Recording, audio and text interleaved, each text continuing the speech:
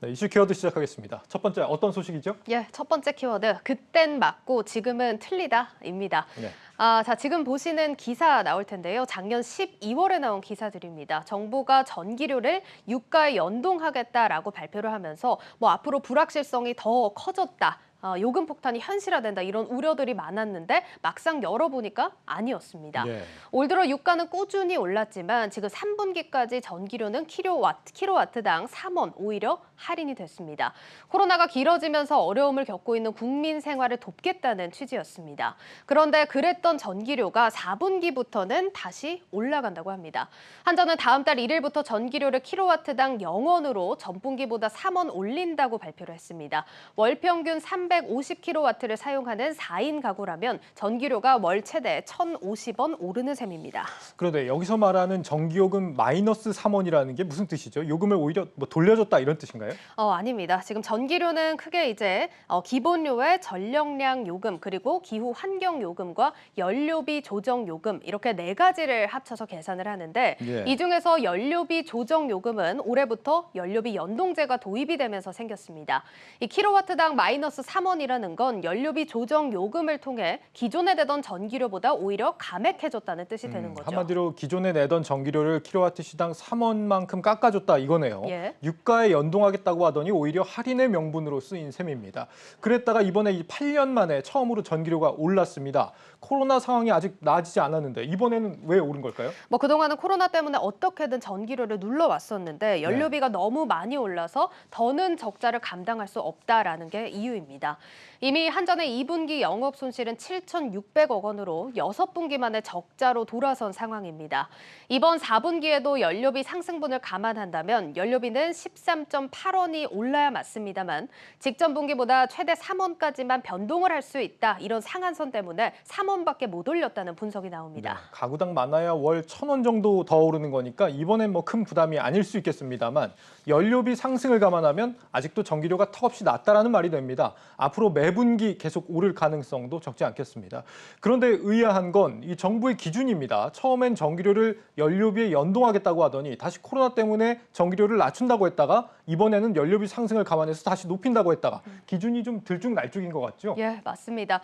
당초 연료비 연동제를 도입을 하면서 정부는 소비자들에게 미리 변동 요금을 예고하면 합리적인 전기 소비를 유도할 수 있다는 점을 이유로 들었는데요. 네. 하지만 그때 정부 입맛에 맞춰서 다른 기준이 적용이 되면서 오히려 예측 가능성이 떨어진 게 아니냐 하는 지적이 나옵니다. 국민의 물가 부담을 덜어주려는 정부의 의지는 분명히 확인할 수 있었지만 이렇게 입맛대로 기준이 달라진다면 당초 정책의 취지는 무색해지는 게 아닌지 싶습니다. 다음 소식 살펴볼까요? 예, 두 번째 키워드, 넷플릭스 신기록, 한국도 수혜입니다. 네. 넷플릭스가 한국인들로부터 뜨거운 사랑을 이어가고 있는 것으로 나타났습니다.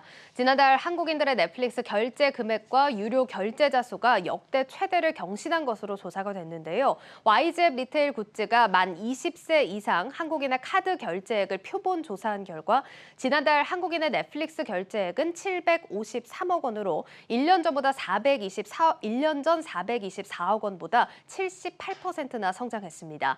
연령별로 봐도 20대부터 50대 이상까지 모든 연령대에서 20%대 높은 결제자 수 증가율을 나타냈습니다. 네, 요즘 디즈니 플러스를 비롯해서 OTT 경쟁자들의 한국 진출이 계속 예고되는 와중에도 넷플릭스의 선전이 두드러집니다. 여기에는 역시 이 넷플릭스 오리지널 콘텐츠 중에 한국 작품들이 주목을 받고 있기 때문이겠죠. 당장 이 신작 오징어 게임이 엄청난 인기몰이 중이라면서요. 예, 그렇습니다. 이 넷플릭스 오리지널 신작 오징어 게임이 현재 한국과 미국 그리고 중동권을 비롯한 각국에서 1위 기록을 갈아치우고 있습니다. 세계 순위로는 2위에 올라와 있고요. 심지어는 넷플릭스가 진출하지 않은 중국에서도 이 중국 SNS에서 오징어 게임에 대한 해시태그가 6억 뷰가 넘어가면서 큰 관심을 모으고 있는 상황입니다. 이 영화 부문에서는 이미 승리호나 킹덤 또 살아있다 같은 우리 작품들이 세계 1, 2위를 점한 바 있습니다. 이 한국 콘텐츠의 우수성이 입증되는 것 같아서 뿌듯하긴 한데 거대 OTT 공룡에 우리 소비자 모두가 좀 종속돼 버리는 것 같다는 생각도 드는데요. 예, 그렇습니다. 한국 토종 OTT들이 지금 한국인의 특수성을 반영한 콘텐츠로 승부를 보겠다 하고 있는데 이렇게 글로벌 OTT들이 막강한 콘텐츠를 내놓는다면 앞으로 살아남을 수 있을지가 걱정입니다. 이 글로벌 OTT 공룡 안에서 활약하는 한국의 콘텐츠를 응원해야 할까요? 아니면 OTT 공룡에 맞서는 토종 OTT를 응원해야 할까요? 또 하나의 딜레마가 아닌가 싶습니다. 결국 이런 플랫폼의 종속은 나중에 가서는 문화의 종속으로도 이어질 수도 있겠습니다. 다음 소식 살펴볼까요? 예, 마지막 키워드 합법 코인 거래소 이용하려면입니다. 예. 가상자산 거래소들의 신고 기한이 하루 앞으로 다가왔습니다. 모레인 25일부터는 이 금융당국에 신고하지 않은 거래소는 모두 불법으로 간주되는데요. 당국에 따르면 연휴 직전까지 신고된 거래소는 업비트와 빗썸을 비롯해 모두 4곳입니다.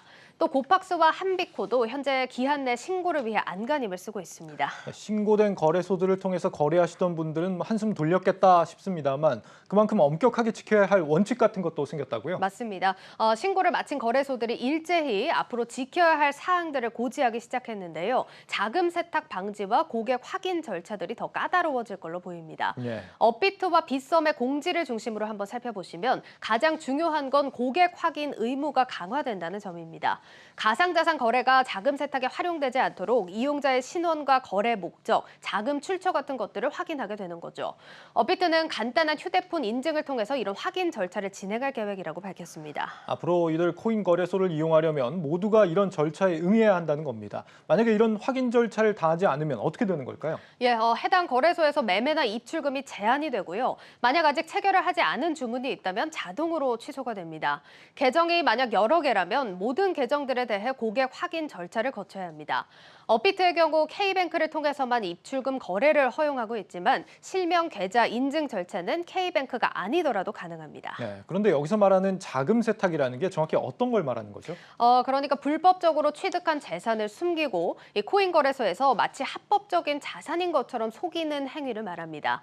빗썸은 일부 고객에 대해서는 고객 확인 과정에서 추가 정보를 확인하고자 이 소득 증빙을 요청할 수 있다고 밝히고 있는데 확인 결과 요주의 인물로 확인이 되면 서비스 이용을 할 수 없다는 설명입니다. 이런 고객 확인은 한 번만 하는 게 아닙니다. 앞으로 고객의 위험도에 따라 6개월이나 1년 또는 3년 단위로 고객 확인을 계속하게 됩니다. 또 휴대폰 본인 확인이 가능한 국내 거주 외국인을 제외하고 해외에 거주하는 외국인들은 고객 확인 등록을 할 수 없게 되는데 고객 확인을 할 수 없다는 말은 즉 거래소 이용이 어려워진다는 뜻이 됩니다. 네, 앞으로 코인 거래소의 금융회사 수준의 의무를 지우겠다라는 취지인데 신뢰도가 높아진다면 그만큼 더 시장이 활성화되는 데에도 보탬이 되지 않을까 싶네요. 이슈 키워드였습니다.